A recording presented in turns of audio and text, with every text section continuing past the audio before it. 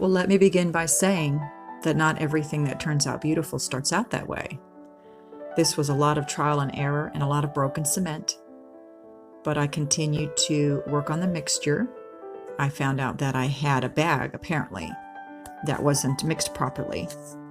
So I went and got some Portland and I mixed it together and actually came up with a much nicer formula.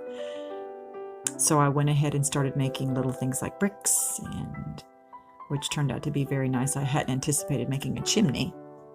And of course it's a little wonky and a little lopsided, as is everything that I do. But I decided that after I finally got it to sit and cure for a week, I think it was more like 2 weeks, I thought, oh, I'll add on some vines. I think I got a little crazy with the vines. And what I did was I mixed up some in a gallon plastic bag, cut the tip off just like you would when you decorate a cake. And the thing with cement, though, is that it doesn't just come out like frosting does. It actually just falls straight down.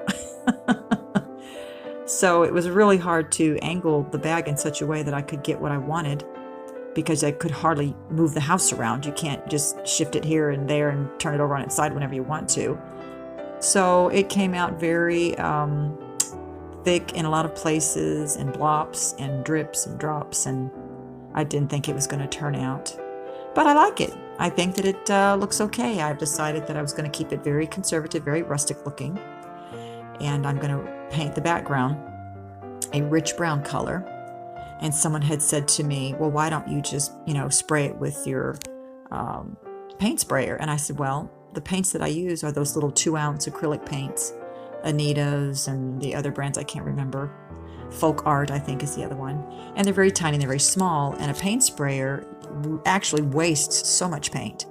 And it takes so much paint to paint the cement. It just sucks it up more than canvas, more than paper, more than anything I've ever painted. Even with the primer on there, it tends to use so much more paint. And I love the polyacrylic. I've used it on my wooden houses. I've used it on my several of the cement houses I have outside, and I love it. It's just, it doesn't peel, it doesn't discolor. It's just a wonderful product, and I absolutely, this is a free plug.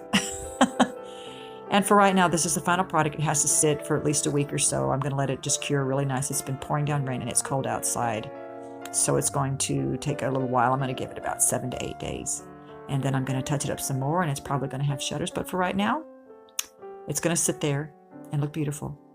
Thank you all for watching. If you have any suggestions or comments or anything you would like to add to this, just please comment below. Thank you.